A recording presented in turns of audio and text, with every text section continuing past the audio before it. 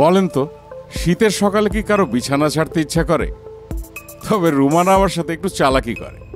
যেদিন আমি উঠতে চাই না সেদিন এমন একটা আইটেম তৈরি করে যে খাবারের ঘ্রাণে আমি বিছানা ছাড়তে বাধ্য হই। সকালবেলা যদি হাতে 15 থেকে 20 মিনিট সময় থাকে তাহলে খুব সহজে তৈরি করা যায় এই আইটেমটি। মজার বিষয় হচ্ছে এটা তৈরি করতে তেমন কোনো প্রস্তুতি বা আয়োজনের দরকার হয় না, আর লাগে না এমন কোনো উপকরণ যেটা আমাদের ঘরে থাকে না।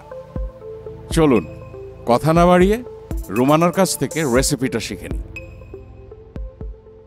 কোয়ার্টার কাপ সরিষার তেল ভালো করে গরম করে নিয়ে দিয়ে দেব আধা কাপ পেঁয়াজ কুচি। রান্নাটা সরিষার তেল দিয়ে করছি, এতে করে ফ্লেভার এবং টেস্ট দুটোই ভালো আসবে। আপনারা চাইলে নর্মাল তেল দিয়েও করতে পারেন। চুলোটা ফুল আঁচে আছে। পেঁয়াজগুলো দেখেন আমি একটু মিহি করে কুচি করে নিয়েছি, আর পেঁয়াজগুলো ভেজে নেব যতক্ষণ না পেঁয়াজগুলোতে লালচে একটা রং চলে আসে। ভাজতে ভাজতে ছোট্ট একটা কথা বলে রাখি, রেসিপিটা করছে আমি খুদের চাল দিয়ে, আর নিয়েছি সুগন্ধি চালের খুদ।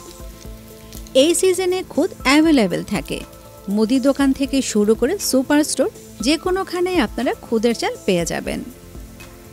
পেঁয়াজগুলোতে দেখেন লালচে একটা রং চলে এসছে। এই পর্যায়ে চালগুলো নিয়ে নিচ্ছি। চালগুলো দেওয়ার আগে পানি দিয়ে পরিষ্কার করে পানিটা ঝরিয়ে তারপর দিতে হবে।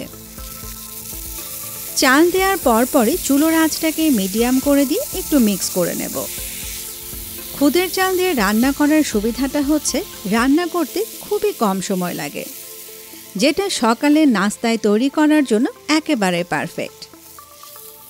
মিক্স করা হয়ে গেলে একে একে গুঁড়ি মশলাগুলো নিয়ে নিচ্ছে। 1 চা চামচ শুকনো মরিচের গুঁড়ি, 1/4 চা চামচ হলুদের গুঁড়ি, ধনে গুঁড়ি আধা চা চামচ, জিরা গুঁড়ি আধা চা চামচ। আবারও ভালো করে মিক্স করে নিচ্ছে। এবার নিয়ে নেব এই রেসিপির সবচেয়ে ইম্পর্ট্যান্ট উপকরণ আচার। আর আচার নিতে হবে টক। এই ধরেন আমরা, জলপাই, আম যে কোনো টক আচার দিয়ে এই রেসিপিটা তৈরি করতে পারবেন। আর আচার নিতে হবে তেল মশলা সহ। এখন আচার সহ চালগুলোকে ভেজে নিচ্ছি 5 মিনিট।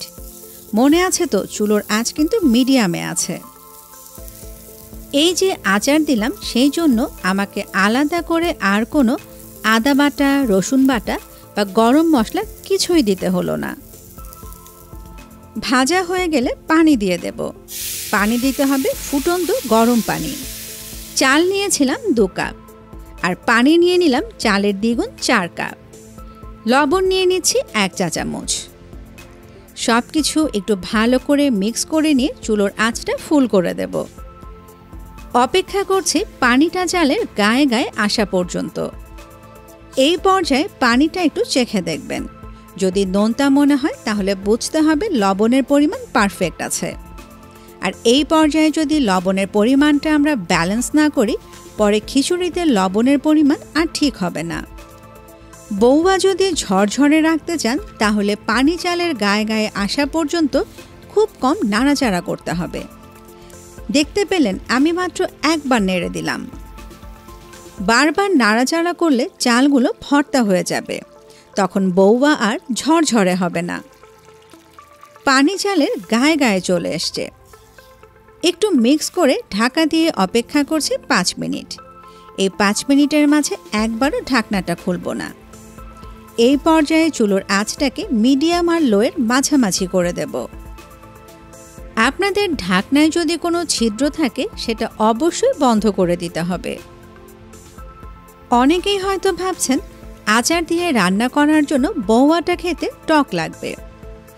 আসলে টক আচারটা চাল মশলার সাথে ভালো করে মিক্স করার ফলে টকটা ব্যালেন্স হয়ে যাবে, আর খাওয়ার সময় মোটেও টক লাগবে না। 5 মিনিট পর ঢাকনাটা খুলে দেখি কি অবস্থা। দেখতে পাচ্ছেন কত ঝরঝরে হয়েছে, আর চালগুলো মোটামুটি ফুটে গেছে। একদম নিচ থেকে একটু মিক্স করে দিচ্ছি। এখনই টের পাবেন এই আচারে বউয়ার ফ্লেভারটা কত স্ট্রং। ফ্লেভারটাকে আরও একটু স্ট্রং করার জন্য কিছু কাঁচামরিচ দিয়ে দিচ্ছি। কাঁচামরিচগুলো আস্তই দিচ্ছি, ঝাল বাড়াবে না, শুধু ফ্লেভার নিয়ে আসবে।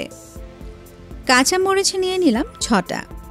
এবার চুলোর আঁচটাকে একদম লো করে দিয়ে ঢাকনা দিয়ে ঢেকে অপেক্ষা করব 10 মিনিট। এই 10 মিনিটের মাঝে ঢাকনাটাও খুলব না বা কোনো নাড়াচাড়াও করব না। ভালো কথা, আচার নিয়েছিলাম 3 টেবিল চামচ। রান্না শেষে খাওয়ার সময় আপনারা আচারটা একটু মুখে দিয়ে দেখবেন, তখনও কিন্তু টক লাগবে না। পরিবেশন করে দিলাম। এই বৌভাটা এমনি খেতে তো ভালো লাগেই, সেই সাথে আপনারা বিভিন্ন ধরনের ঝাল ঝাল ভর্তা সার্ভ করতে পারেন। আবার এত ঝামেলায় যদি যেতে না চান, একটা ডিম ভাজি করেও খেয়ে নিতে পারেন। আমার ভালো লাগে ভর্তা দিয়ে খেতে, আর আমার বর পছন্দ করে ডিম ভাজি দিয়ে খেতে। আপনারা কে কী দিয়ে খেতে পছন্দ করেন অবশ্যই জানাবেন। আর সময় পেলে দোয়ার হাত তুলে আমাদের জন্য একটু দোয়া করবেন। এতক্ষণ সময় দিয়ে সাথে থাকার জন্য সবাইকে অসংখ্য অসংখ্য ধন্যবাদ।